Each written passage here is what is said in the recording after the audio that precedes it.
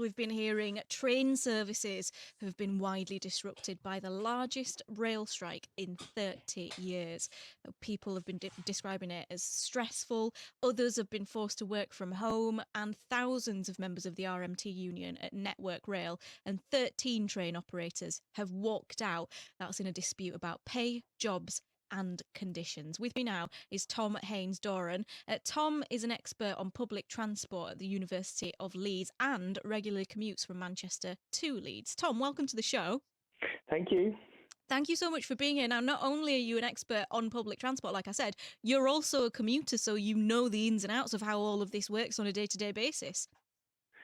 Yeah, I've worked from home more since the pandemic. That has created new ways of working, I suppose, but I still need to go to the office quite regularly. I live in Manchester. I've got to say that, in normal times, the rail service doesn't work very well, and it's extremely expensive.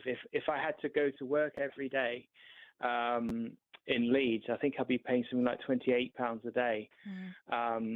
So disruption's not something new for me, but this is a particular type of disruption caused by the strikes. Absolutely. So it's not great at the best of times. So how have the strikes made it worse? Have they affected you personally, Tom? Yeah, I mean, I didn't have some meetings that I would have done in person. That different people are affected in different ways. I'm lucky in that I can work from home.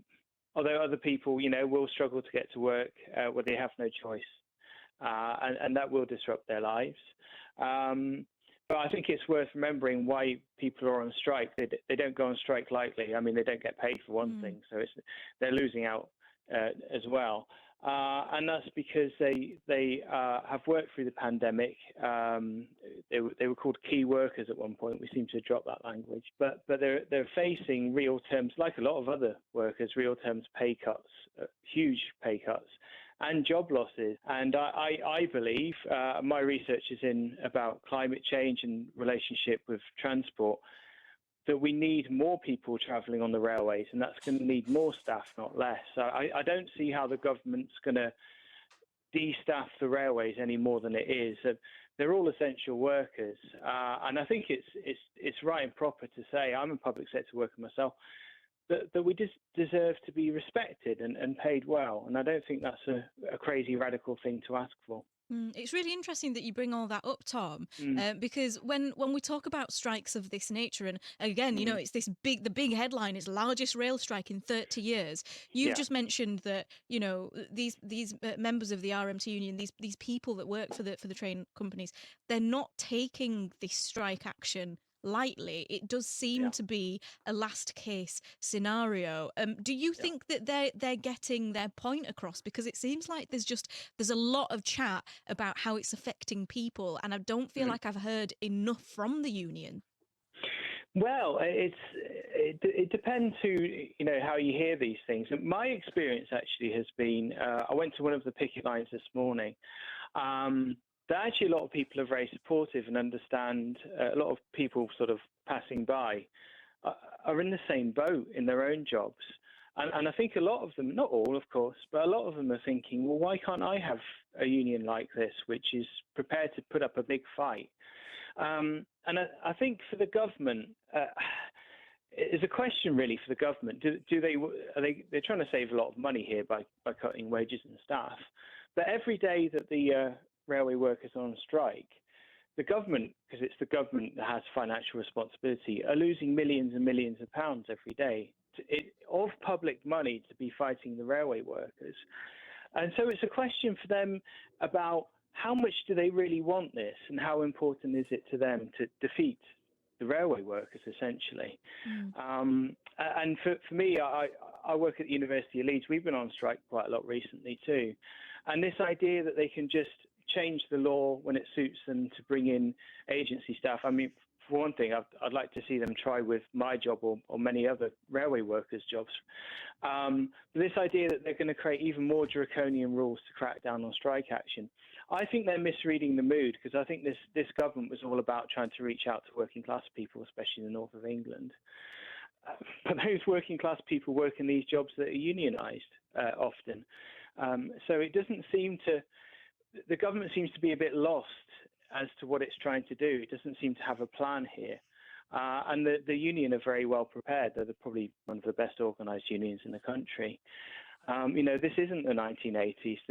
The government aren't used to these sort of strikes and being able to handle them. We had a big strike in the north over. They wanted to get rid of the guards, and that went on for 2 years. And this is an even bigger strike because it affects the workers who look after the tracks as well. So no services can run at all.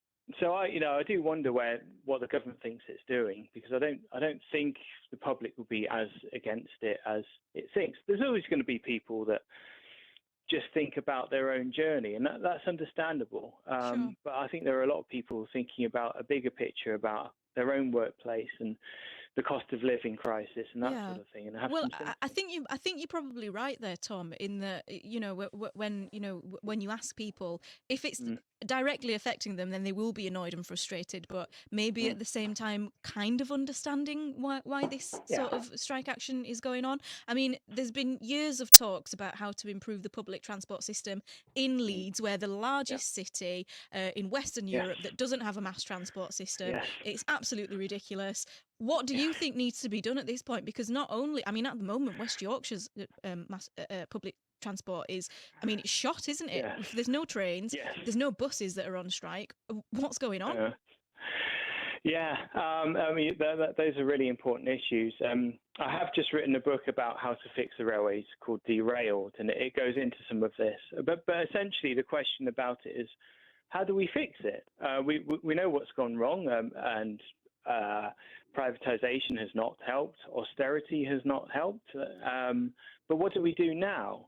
The government's answer is to attack railway workers. For the private bus operators, it's been to attack bus drivers. But I think we need something different. And we have to recognise that, as the United Nations have said recently, we have about 2 or 3 years to really get started on changing our economy to fend off climate change. Or frankly, future generations have no future at all. I mean, it's, literally millions of people will die. So there needs to be more money spent on public transport. There's no two ways about it. Part of the reason why the railways are in such crisis now is they try to use private finance to replace government subsidy over many years. But all that did was increase the costs in the long term and increase fares as well.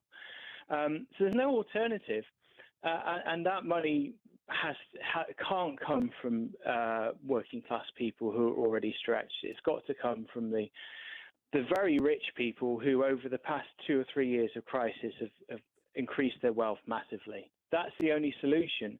And then we can talk about what sort of transport system do we need. And yes, we do need a mass transit in Leeds. That's obvious. But we also need to think about supporting people working from home. I'm quite glad that I don't have to commute into the office every day, not just because of the railways, but because it's a waste of time. I could be spending it working or spending it with my family. Yeah, I mean, this is the thing as well, Tom, because I think people are finding a new way to work. If we're then working from home, then what does that mean for the future of public transport? There are so many complex issues at play here. Thank you so much for being here this afternoon and talking us through some of them. Tom Haines-Doran, expert on public transport at the University of Leeds, also a regular commuter from Manchester to Leeds. If you are listening at the moment